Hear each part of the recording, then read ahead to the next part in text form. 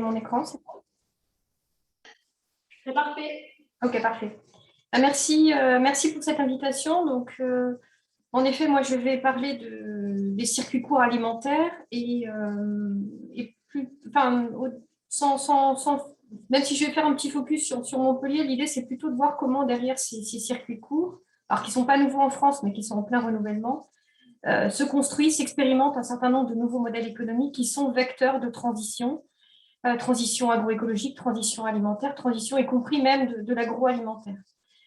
Donc moi, je suis directrice de recherche en sociologie économique à INRAE et c'est pour ça aussi que la sociologie économique s'intéresse depuis longtemps donc à cette idée de voir comment on peut, enfin une économie peut être différente en fonction d'une organisation sociale qui aussi va défendre un certain nombre ou proposer un certain nombre d'alternatives au modèle économique plus classique, on va dire.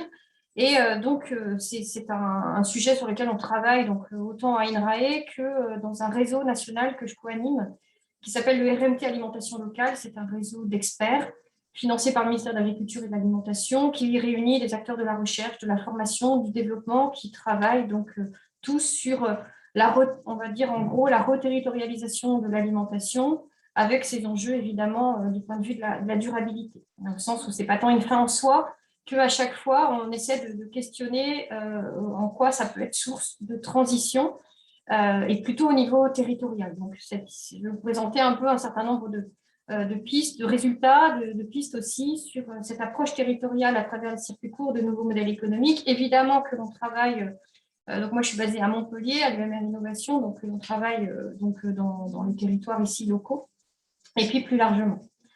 Alors, je rappelle, donc, en fait, derrière justement les circuits courts, alors il y a plutôt de proximité, parce que finalement, on a une définition officielle en France donc, qui date de 2009, qui n'intègre pas la distance géographique. C'est simplement le nombre d'intermédiaires entre producteurs et consommateurs qui doit être maximum de 1. Donc, si bien qu'on a des circuits courts qui peuvent être locaux, de proximité géographique ou à distance.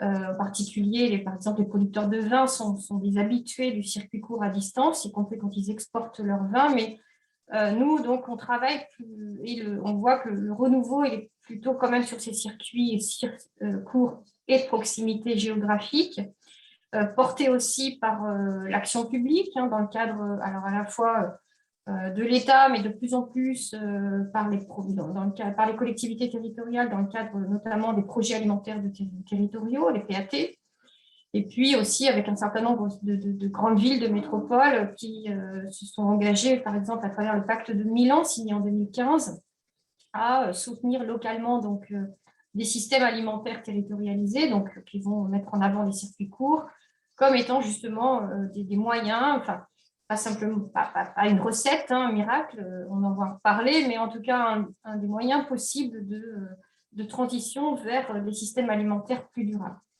Alors nous, on s'intéresse justement à quelle économie ça construit derrière ça, et justement, est-ce qu'on est en train d'inventer, de réinventer des modèles économiques plus favorables à la transition.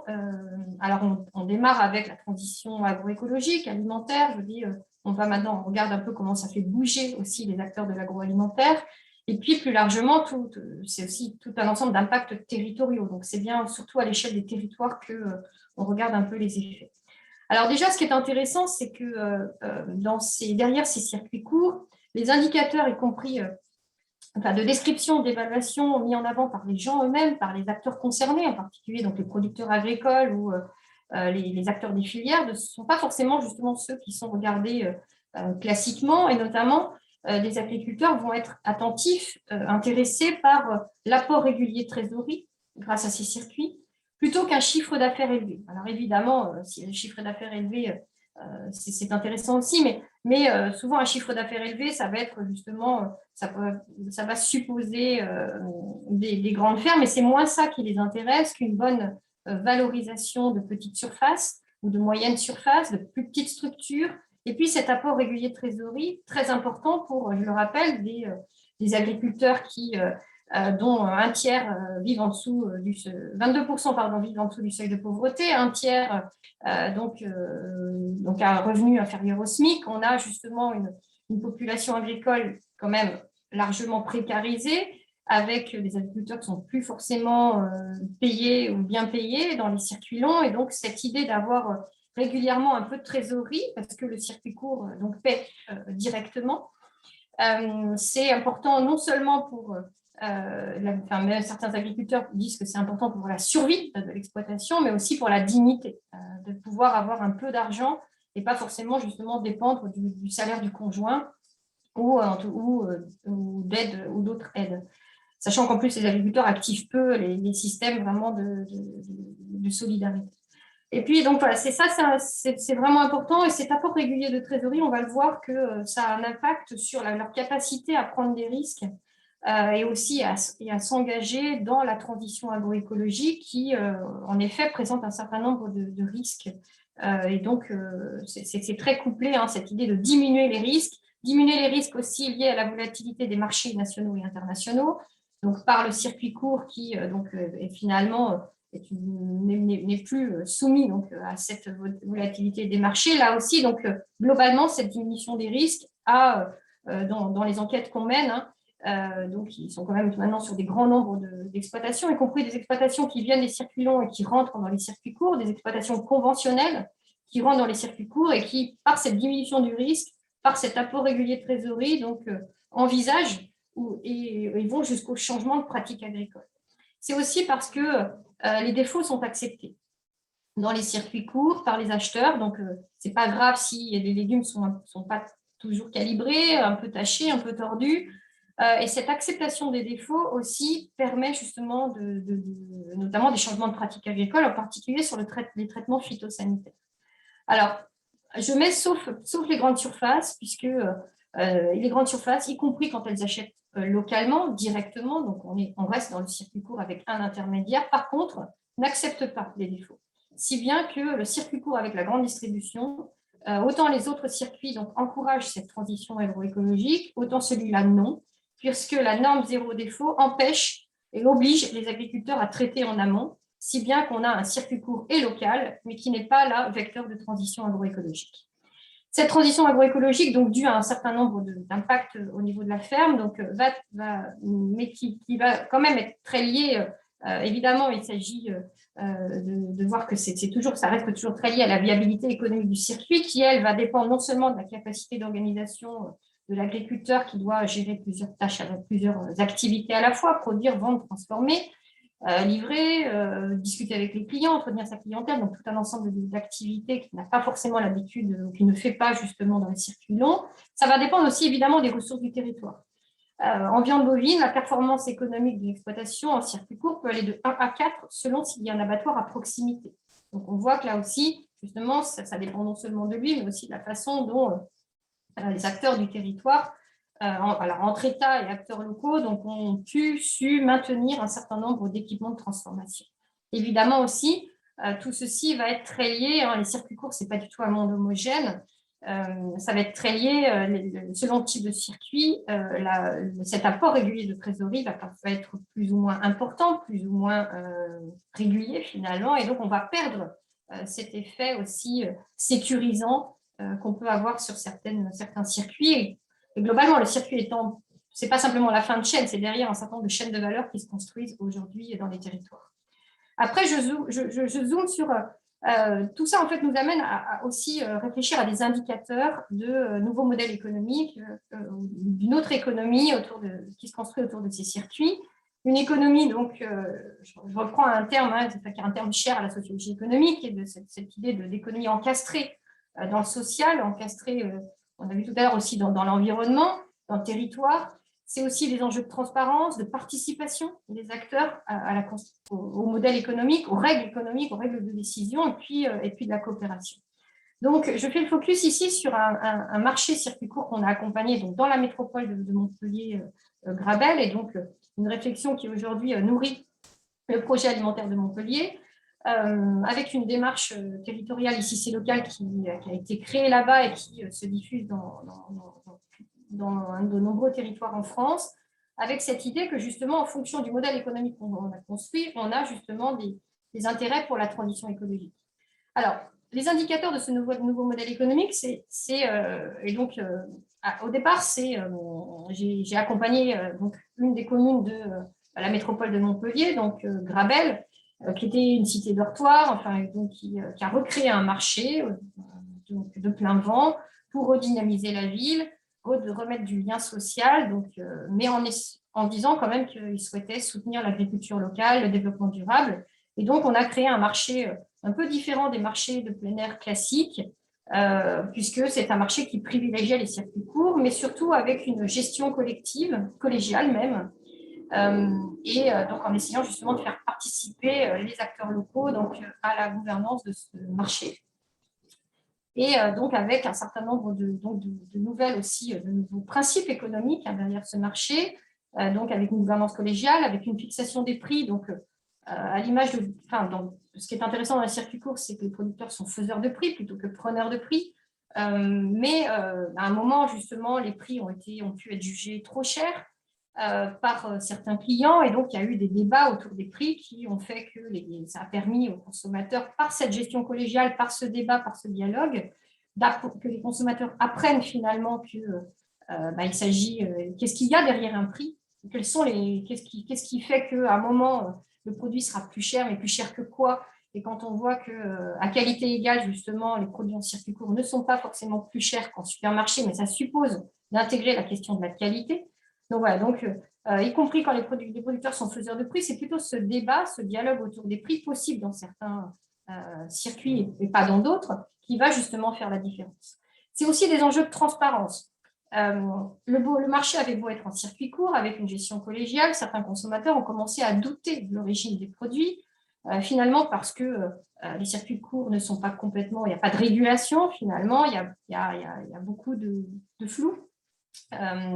Et en tout cas, donc, il y a eu l'idée de mettre de la transparence et de proposer un système d'étiquetage avec un code couleur pour permettre aux consommateurs d'identifier plus facilement les produits locaux issus de circuits courts, mais aussi allant dans le sens du développement durable pour éviter cette confusion. 50% des consommateurs en circuit court pensent que le produit est bio, ce qui n'est pas le cas, même s'il y a plus de bio dans les circuits courts, mais tous les produits en circuit court ne sont pas bio. Et donc, pour éviter cette confusion, l'idée, c'est que des critères sont définis localement dans le territoire sur la durabilité, à minimum, les critères de durabilité qu'à minimum les produits doivent respecter, de façon à ce qu'on puisse acheter en confiance, sans penser que c'est d'emblée bio, mais savoir justement quels sont les engagements derrière ces produits. L'important aussi, c'est de voir ce circuit court dans cette construction territoriale. L'idée, c'est aussi que 100% du capital reste la propriété des acteurs du circuit. Je ne dis pas ça par hasard, au sens où un certain nombre de circuits courts aujourd'hui émergent avec donc des intermédiaires et des marges qui vont plus ou moins profiter, donc soit à des entreprises, mais aussi éventuellement à des fonds d'impact, des fonds d'investissement, des actionnaires privés. Et donc, ça peut faire la différence, même si la marge reste la même. Dans certains cas, elle sert à des fonds d'investissement. Et puis dans d'autres, elle sert simplement à payer le loyer ou les charges qui sont supportées par les acteurs du circuit. Et là, on commence justement à voir que certains consommateurs aussi s'intéressent justement à cette propriété du capital, au partage de la valeur, qui est aussi plus ou moins justement transparent, y compris dans les circuits courts avec un intermédiaire. C'est aussi le partage des risques. Les AMAP sont des bons exemples de modèles économiques où les risques sont partagés par les consommateurs. Alors, il y en a d'autres. Ici, dans le cas de ce marché, justement, les consommateurs acceptent que les producteurs ou les commerçants, en tout cas, vendent des produits plutôt locaux et de circuit court, mais pas seulement, parce que ça permet justement, s'il y a un risque, s'il y a une grêle, s'il y a un incident, eh bien, de pouvoir continuer son activité. Et donc, ça aussi, c'est des choses qui ont été négociées, acceptées. Et puis, c'est aussi des enjeux de gestion de concurrence, avec des nouvelles entrées conditionnées par la viabilité, par le fait que déjà ceux qui sont là en vivent et puissent en vivre décemment, avant de penser à faire rentrer des gens en concurrence. Et évidemment, c'est la question de l'accessibilité économique qui aussi devient un débat, devient un sujet, amène à penser aussi les questions de rapport qualité-prix, amène aussi à proposer des offres diversifiées ou des offreurs diversifiés entre des petits producteurs qui vont être un peu plus chers et puis des exploitations plus grandes qui vont pouvoir proposer une offre un peu plus générique, mais plus abordable. Donc, en tout cas, ça nous montre justement tous ces indicateurs qui viennent nourrir et permettre de décrire, y compris d'évaluer, un certain nombre de nouveaux modèles économiques autour des circuits courts. Ce que l'on fait aussi, je vais aller rapidement pour garder du temps pour les questions, c'est cet enjeu. On fait aussi d'autres types d'analyses, de type l'effet multiplicateur de l'achat local. C'est donc un premier travail qu'on avait mené en 2018 sur un magasin de producteurs. Hein, donc on avait adapté une méthode mise en place par la New Economic Foundation de Londres. C'est-à-dire quand vous dépensez 10 euros, 100 euros dans un magasin, finalement, où va votre argent? À qui il profite? Et est-ce qu'il reste dans le territoire? Et en fait, l'idée de l'effet multiplicateur, c'est de suivre justement le flux d'argent sur 3 rangs de dépenses, c'est-à-dire vous le dépensez dans un magasin qui lui-même va le redépenser auprès de fournisseurs ou d'un certain nombre d'acteurs pour payer des coûts, des charges, qui eux-mêmes vont les redépenser. Donc, c'est pour ça qu'on suit justement l'argent sur plusieurs rangs et ça nous permet aussi de comparer. Là, en l'occurrence, c'est le cas d'un magasin de producteurs où finalement, au bout de 3 rangs, on voit que plus de 90% de la valeur reste au niveau local, avec un local qui a été défini comme 80 km. Et donc, ce qui évidemment est très différent dans le cas d'un supermarché ou dans le cas d'une épicerie de proximité, y compris de proximité. Donc, ça permet aussi, non pas de dire c'est bien, c'est pas bien, mais aussi cet outil est très intéressant pour discuter, y compris avec des citoyens, des consommateurs, mais aussi des élus, pour faire des choix aussi de soutien d'action publique. Donc, on emmène cette année une enquête pour élargir les cas auprès de 5 magasins de producteurs dans une zone qui n'est pas très loin de chez vous, donc le Luberon, et avec l'idée évidemment de comparer, de continuer les comparaisons avec d'autres types de circuits, y compris des circuits. Donc, je vais conclure. En fait, on voit donc dans nos approches un peu territoriales des circuits courts, donc beaucoup de nouveaux modèles économiques qui s'expérimentent, alors qui peuvent rester fragiles dans certains cas, mais qui montrent surtout un certain nombre d'indicateurs intéressants et dont on voit aussi que finalement ils viennent illustrer. Donc aussi un des fondements de la sociologie économique, c'est cette idée que l'échange marchand est une forme de coordination, mais qui ici va se combiner souvent avec de la réciprocité, donc avec de l'entraide, avec des échanges, avec la participation d'acteurs, et puis de la redistribution qui peut venir de l'action publique. Et donc les trois se couplent pour former justement des modèles qui vont créer de la valeur et permettre de la partager selon des règles différentes des systèmes classiques. Alors avec cette idée que c'est souvent des modèles alternatifs aux signes officiels de qualité, parce qu'on a l'habitude en agriculture de créer de la valeur donc en différenciant les produits par des SICO, mais on ne peut pas toujours. La tomate, elle peut pas justement, la tomate locale faite ici, elle ne peut pas forcément justement bénéficier d'un SICO parce que c'est pas donné. Enfin, il faut une histoire longue, il faut aussi. Et donc, l'idée, c'est plutôt ici qu'on essaie de créer de la valeur autour de produits de consommation courante. Et c'est plutôt par ce couplage marchand, réciprocité, redistribution, par la mise en réseau, par la coopération, qu'on va pouvoir créer et partager de la valeur autour de ces produits de consommation courante qui ne pourront jamais devenir IGP, AOP. Mais aussi, évidemment, il s'agit toujours d'être vigilant sur la transition que ça enclenche, donc à travers justement l'analyse des impacts. Donc, en tout cas, on regarde un peu ces indicateurs de description, d'évaluation, y compris pour le changement d'échelle, où finalement, le changement d'échelle dans les circuits courts et de proximité, on voit que l'impact est souvent plus intéressant du point de vue de la transition quand on est sur une dynamique d'essaimage de structures à taille humaine, ou en tout cas de structures de taille moyenne, plutôt que l'agrandissement, dont les impacts sont moins évidents sur la transition. Et ça, on voit que c'est deux choix dans l'économie du changement d'échelle, et y compris aussi pour la résilience, où là aussi, on voit que l'essaimage de structures à taille humaine va aussi apporter plus de résilience. Mais dans tous les cas, les circuits courts, il faut faire attention maintenant. Donc, on n'est plus du tout dans un mouvement homogène. On a en effet beaucoup de nouveaux acteurs. Alors, en particulier, c'est aussi l'entrée du numérique, des acteurs du numérique. Donc, tout ça se diversifie beaucoup et les contributions sont très différentes selon les circuits, selon les chaînes de valeur que ça construit en amont. Et donc, voilà, donc on a un certain nombre de travaux d'approfondissement. Notamment, on s'est intéressé, par exemple, beaucoup à la question des plateformes numériques de vente en ligne. où il y a du bien comme du pire. Et on a justement, parce que c'est évidemment un sujet qui a été boosté par la crise de la Covid, et qui, avec de l'opportunisme et du verdissement, mais au sens plutôt d'une récupération, d'une réappropriation sans finalement beaucoup d'impact. Alors, il ne s'agit pas pour nous, en tout cas, recherche publique, RMT, de juger, mais plutôt, enfin, par contre, on se donne des indicateurs pour à chaque fois éclairer les systèmes et permettre aux élus, aux consommateurs, aux citoyens, aux producteurs d'y voir plus clair. Je vous remercie. Je vous ai mis là, à la fin, donc j'ai publié un livre récemment dans la collection Sociologie économique, donc coordonnée par Jean-Louis Laville, justement où j'essaie, à partir des circuits courts, d'avoir une réflexion assez générale sur la question des nouveaux modèles économiques, avec aussi cette économie collaborative, contributive, qui est arrivée aussi dans ces circuits, et puis ce que ça peut aussi générer comme changement, et puis un article récent qu'on a publié justement sur cette idée de construction participative de nouveaux modèles économiques dans les circuits courts, qui nous semble, cette dimension participative démocratique, nous semble très, très importante du point de vue de la transition. Je vous remercie.